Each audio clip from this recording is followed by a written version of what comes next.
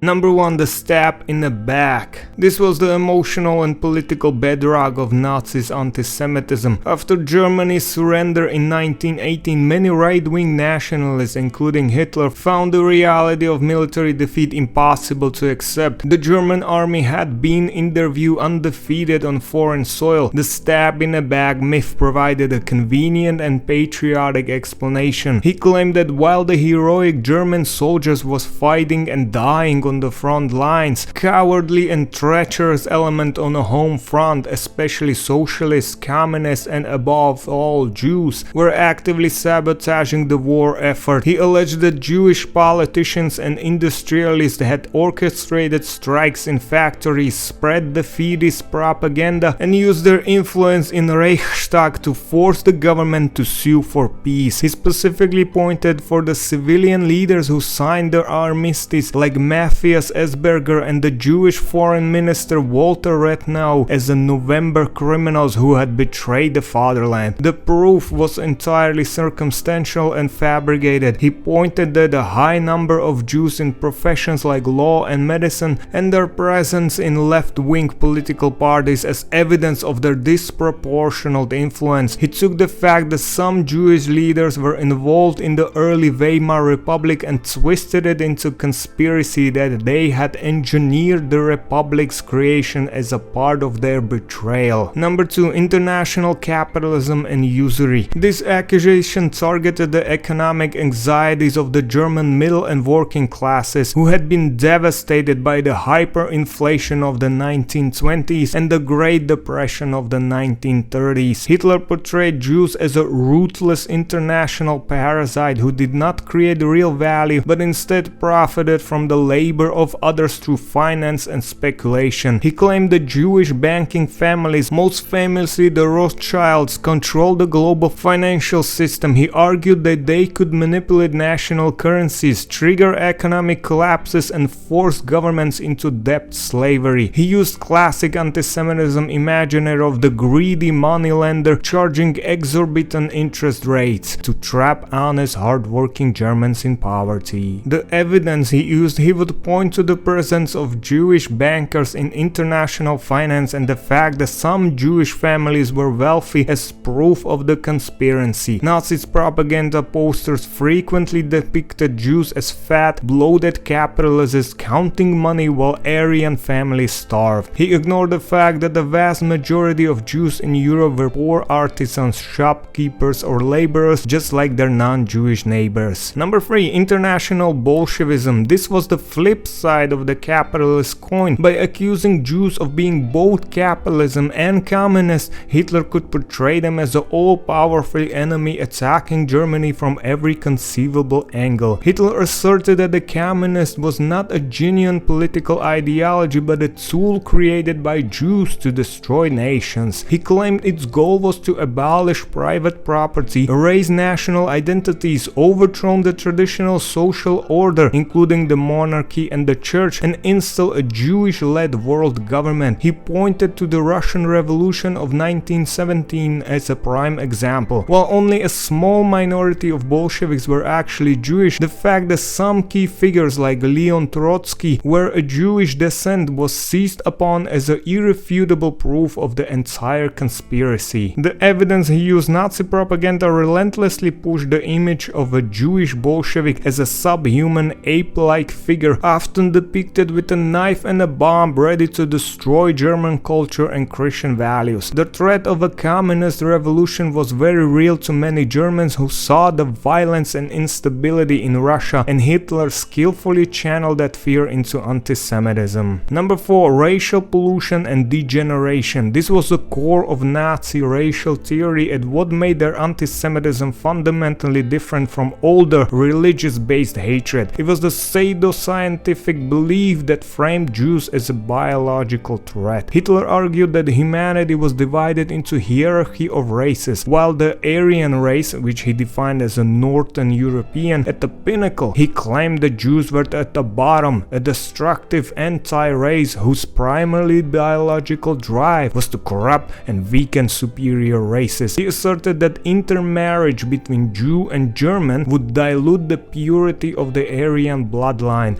leading to physical ugliness, moral decay, and the eventual extinction of the German people.